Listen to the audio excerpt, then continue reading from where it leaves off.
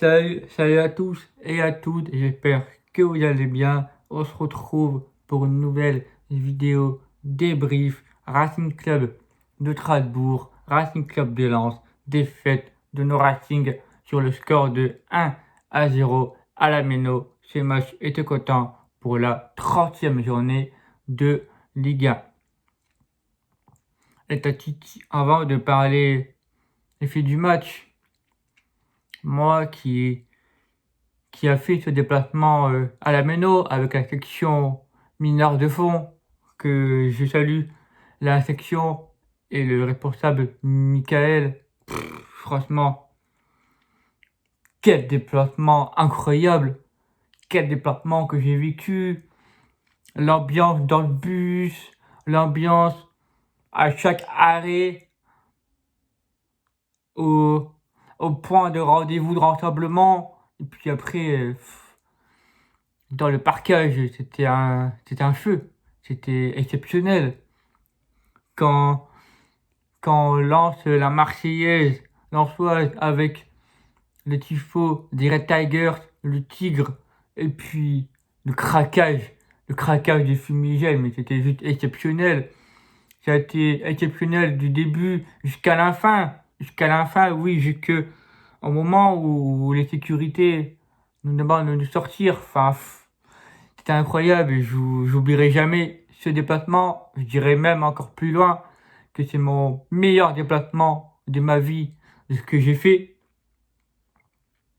Donc, la Méno, j'y retournerai tout le temps. Je le dis. Et franchement, merci à vous, Strasbourgeois, pour nous avoir donné ce parquage. On était 1000. Franchement, hier, je suis rentré, il était 23h30. Franchement, c'était juste exceptionnel. Et je repense encore les chants, les très meilleurs moments dans ma tête. Donc voilà. Maintenant, on va passer au fil du match. Les statistiques de cette rencontre. 49% possession de balle pour les Strasbourgeois, 51% pour le Racing.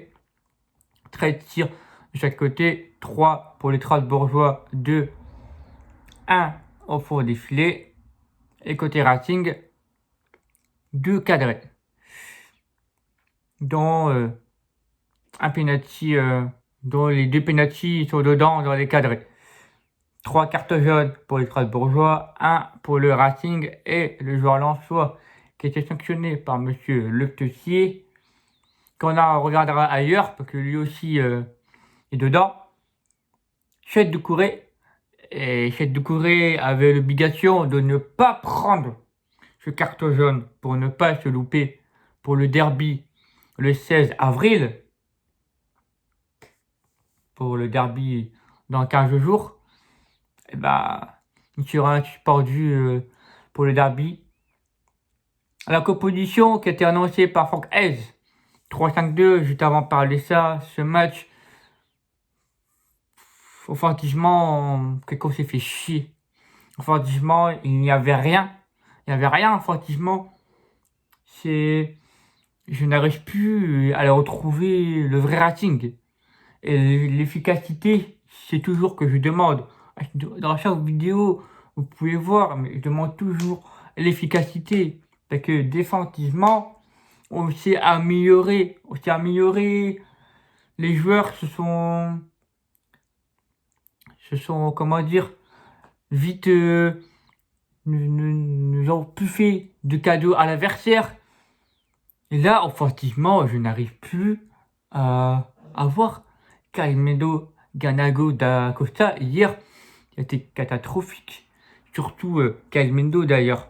Parce que lui, qui a tendance, c'était lui qui devrait faire les choses en main offensivement.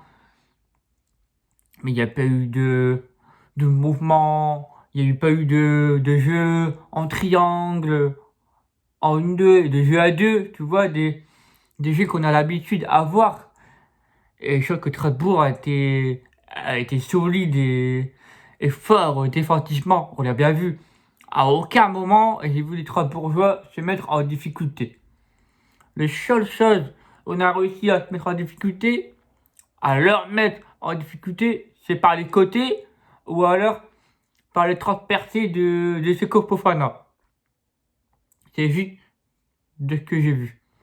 Après, on peut aussi dire que dans le parkage, on voyait pas trop le match, parce que moi j'étais excentré côté droit, et il y avait des drapeaux. Moi j'étais plus concentré sur l'ambiance.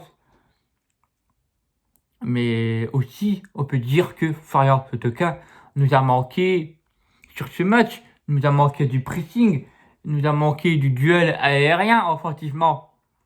Parce que les Strasbourgeois, par rapport à la taille des défenseurs, par rapport à nos attaquants, il y a un écart quand même.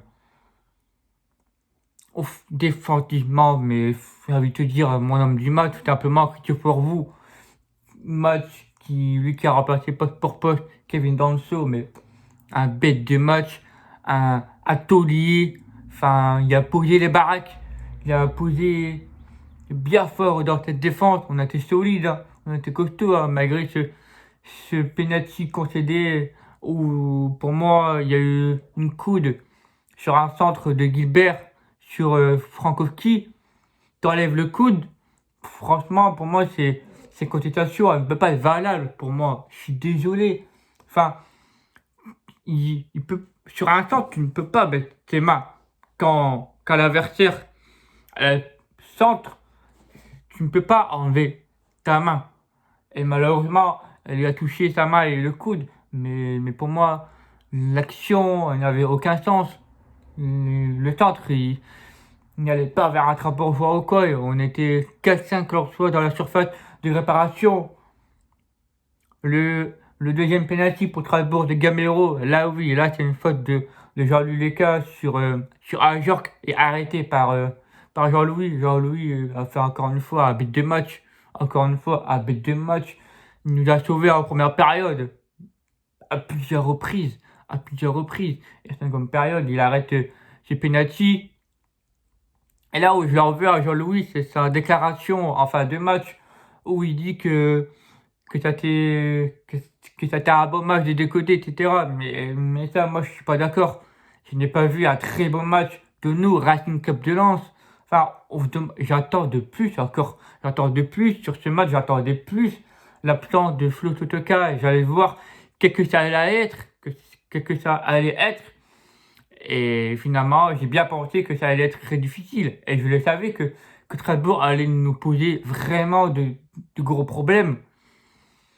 Strasbourg a été solide, ils ont eu la victoire méritée, mais on va revenir sur l'arbitrage maintenant. Monsieur le TC, il a été honteux, mais catastrophique. Je dirais même qu'il n'a pas été du côté d'un autre camp, au lieu d'être neutre. En troisième minute de jeu, tu peux pas contester la VAR ou quoi? Pour moi, cette faute, elle est dangereuse. En première période,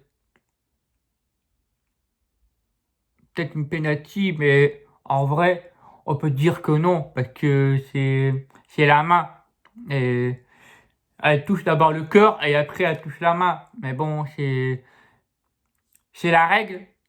Et puis il y a une autre action, c'est la 75e minute de jeu sur Arnaud Calimedo. Alors là, il va falloir m'expliquer de où il n'y a pas vraiment penalty. Franchement, sur ce match, il y avait au moins un penalty pour le Racing. Et je pense que si ça aurait été match nul, je pense pas que sur ce score, ça aurait été volé. Mais je félicite Strasbourg pour cette victoire. Alors souhaitant une bonne fin de saison. La composition qui a été annoncée par Franck Hez, 3-5-2, Jean-Louis Leca dans les buts, comme j'ai dit, il a fait un bête de match. Il a été solide dans ses buts, dans ses relances. Enfin, rien à dire sur son match, dont un penalty arrêté. La défense à 3, juste exceptionnelle, solide. Pas d'erreur pour l'adversaire. Enfin, la défense, en ce moment, la défense, maintenant, je ne crains plus. J'ai plus de crainte. J'ai plus de crainte offensivement que défensivement. Grady, Wu, Medina. Et statistique d'ailleurs de mon homme du match, Christopher Wu. 64 ballons touchés, 5 dégagements, 4 tirs bloqués, 2 interceptions, 3 duels gagnés sur 3 au sol et 3 duels sur 4 gagnés au duel aérien. Enfin, Christopher Wu, à ce moment, il est en train de... Oui, il n'y a pas le temps de jeu, etc. Mais là, pour moi, sur ce match, enfin, il a tout montré à Frank Edge qui savait faire et qui peut prétendre à une place de titulaire maintenant. Maintenant, il peut y avoir une concurrence entre Danso et Christopher Wu et ça me choquerait pas. Donc, félicitations à Christopher Wu pour ce match. Nos pitons, Frankowski, Klose. On va passer à Klose. Je pense que Klose, pour moi, il était fatigué. Il était pas dans le match, il était pas dedans. On le voyait avec l'équipe de France, il revient 2-3 jours après. Il y a la fatigue aussi qui a fait que, donc je vais pas lui en vouloir à Jonathan, mais il faut dire que quand un joueur est mauvais et pas bon, et ben, il faut le dire. Frankowski, ben, je vais vous dire que j'ai bien aimé ce match.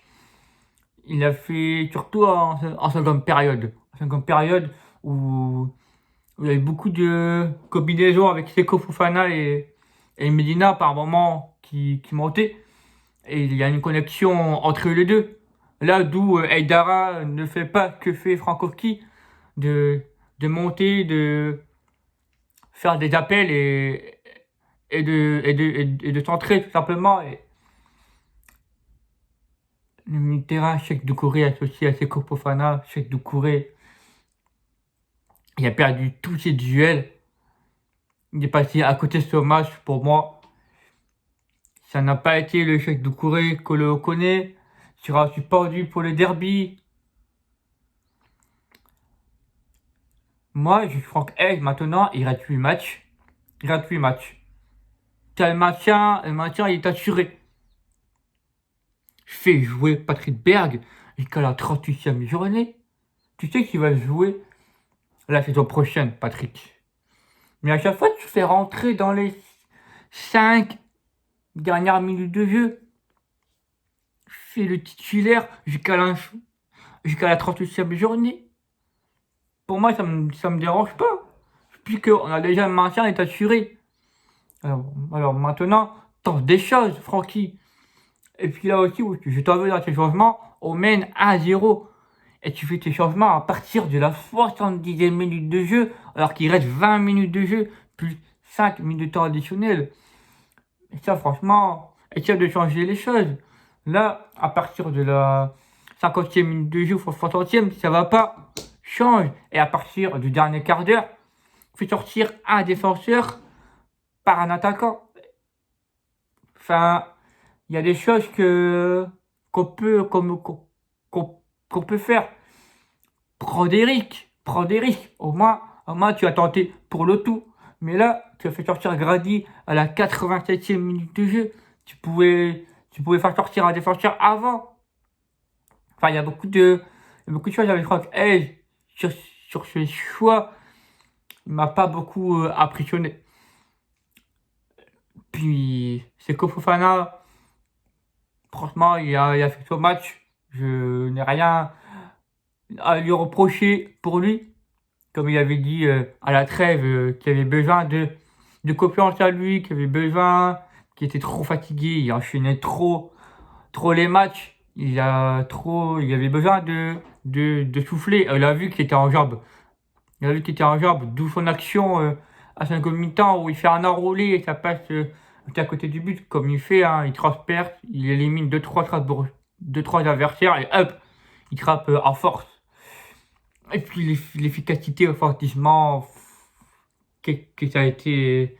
On s'ennuie, offensivement, on s'ennuie. On n'a pas vu trop d'occasions de Dakota, Kaimendo, Ganago, Saïd, qui rentrait trop nerveux pour moi, trop nerveux. Il fait trop de fautes et là on va attaquer la réception de Nice. on va retrouver Flo et Kevin. On a à domicile et là contre Nice, je veux une victoire. Contre Nice, je veux qu'on revienne avec 3 points parce que là, sur ce match, moi honnêtement, sur mon déplacement, sur les du match, je m'en foutais un peu. Parce que moi j'étais plus concentré sur l'ambiance, etc. Je le répète. Moi qui fais un déplacement, c'est pour vivre l'ambiance, c'est pour me kiffer. Voilà, c'est ça. Ultra, quoi. Et là, je regardais le match en replay ce matin. J'avoue que c'était un peu ennuyant de notre performance. Mais sinon, au niveau défensivement, on a tenu la baraque et on a été solide. Malgré cette défaite 1-0, là, regarde le classement. 10e, 44 points toujours. T'as Monaco qui a gagné. T'as Nantes qui a gagné. T'as l'Olympique Lyonnais qui a gagné hier. Tu dis, là, la 5e place, elle est à 51 points. C'est Nice, avec 51. Donc, 7 points de retard. Tu as 44 points. Il reste 8 journées.